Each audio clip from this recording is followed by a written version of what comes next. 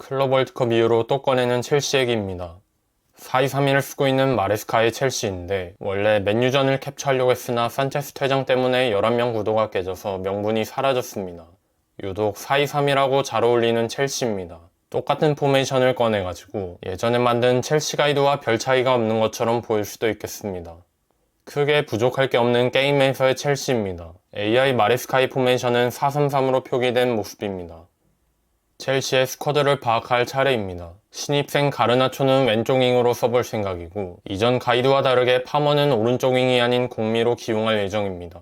잭슨이 나갔기 때문에 주앙 패드로 톱 기용 실험도 해봐야겠고 왼쪽을 내리고 오른쪽을 인버티드로 쓸 예정입니다. 스털링이 안 팔렸는데 하필 요구 출전 시간도 높아서 다 들어주진 못할 것 같습니다. 포파나는 장기 부상이라 어차피 못 쓰고 스털링은 처음부터 안 쓸 거라 무시해도 됩니다. 첼시 기준으로는 그닥 안 중요한 것 같아서 좋아하는 선수들 막 굴려도 될 것 같습니다.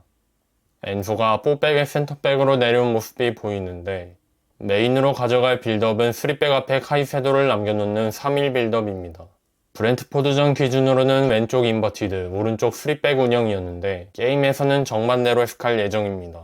똑같은 4-2-3-1을 꺼냈기 때문에 4-2 빌드업으로 시작. 왼쪽에 풀백 지원을 두고 오른쪽에 인버티드 윙백 공격을 세운 풀백 비대칭을 준비했고 최종적으로는 3-1-6 느낌으로 심플하게 가보려고 합니다. 수비 진영에서 빌드업 하라를 끄고 갔는데 다양한 전술을 만들기 위해 변화를 줘야 했기 때문에 이전 가이드 지침 조합하고 똑같이 갈 수가 없었습니다.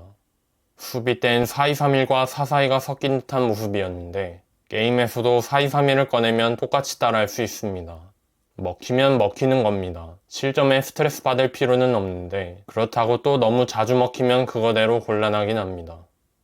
마레스카의 전술을 옮길 때 풀백 비대칭 운영을 두고 해석 포인트가 다를 수 있는데 이번 경기 기준으로는 왼쪽 인버티드 오른쪽 3백이었지만 저는 제임스를 인버티드로 쓰는 걸로 해석했고 3위는 너무 자주 만들었기 때문에 3위를 메인으로 가져가 봤습니다. 게임에서는 주앙 페드로를 톱, 공미, 윙 다 세울 수 있는데 호기심이 발동해서 톱으로 쓴 주인장입니다.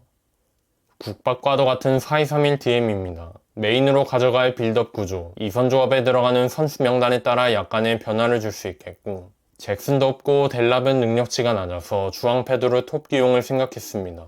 그런데 교체로 들어온 델랍의 득점력도 나쁘지 않아서 페드로를 공미로 내리는 것도 괜찮을 것 같습니다.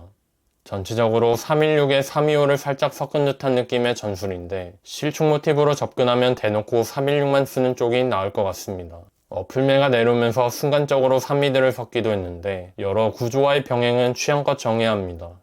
인버티드 풀백을 꺼낼까 말까 고민했는데 역시 풀백 지원이 짱입니다. 인버티드 풀백은 너무 가운데 박혀있는 느낌도 듭니다. 옛날에 마레스카의 첼시가 325와 묶어서 보기 좋은 예시라고 말했는데 게임으로 따라할 때 그렇게 복잡한 느낌은 없었습니다. 아무래도 영입으로 가이드를 만들어야 해서 패급들을 억지로 써야 했던 건 조금 아쉬웠습니다. 첼시로 플레이하면서 느낀 점은 바디아실이 부상에서 돌아오면 토신을 그만 써도 되겠고 주앙 페드로는 그냥 2선에 세우는 게 무난한 것 같습니다. 요르겐센과 산체스가 서로 못해가지고 골키퍼는 갈아엎는 걸 추천하고 스털링이 안 팔려서 윙어 교통정리가 꼬였는데 서브로 꺼낼 정도는 됩니다. 생각보다 귀스토를 자주 쓰지 못했고 U22 브라질 국대 소집 때문에 중간에 2명이 떠나기도 했습니다. 주목하면 좋을 것 같은 선수는 카이세도입니다. 뻔한 정답과도 같은 수미지가 잘 어울리는 선수고 아예 위로 올려서 골 좀 더 넣게 만들어도 되겠습니다. 첼시 가이드 만들 때 특징은 골키퍼들이 돌아가면서 삽질해가지고 믿을 사람이 없습니다. 산체스, 요르겐센 모두 별로라 둘 다 쓰기 싫었습니다. 안구 건강을 위해서라도 골키퍼는 무조건 바꾸는 걸 추천하고 제임스가 나오면 잘하는데 유리몸 인기 선수 조합이라 오래 가져갈 선수인지는 모르겠습니다. 네투 왼쪽 윙도 생각은 했었는데 왼쪽 윙을 오른발잡이로 통일시키려고 했고 영입이라 하토를 쿠쿠레아 서브로 썼는데 콜윌 자리에 넣어도 될 것 같습니다. 라인업이 다양하게 나올 수 있어서 좋아하는 선수들 위주로 구성하는 걸 추천하고 델랍이 가끔씩 골을 몰아넣는 느낌도 있어서 페드로 톱 기용이 필수는 아닙니다. 제가 생각한 마레스카의 첼시입니다. 특이하게도 인버티드 윙백 공격을 꺼내봤고 316 느낌이긴 한데 어플매가 내려오거나 인버티드 윙백이 덜 올라갔을 땐 미드필드가 풍성했기 때문에 꼭 3일 빌드업이 고정은 아니었습니다. 골키퍼들은 던져버리고 싶었습니다.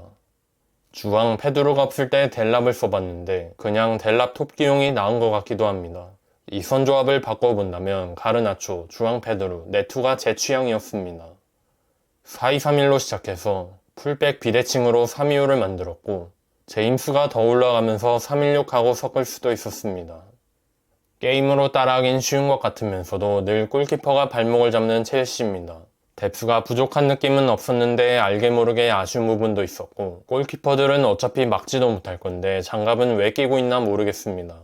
약간의 이적 시장과 함께 스쿼드를 조금씩 바꾸면 더 재밌게 즐길 수 있을 것 같습니다. 시청해주셔서 감사합니다. 재밌게 보시다면 구독과 좋아요도 부탁드립니다.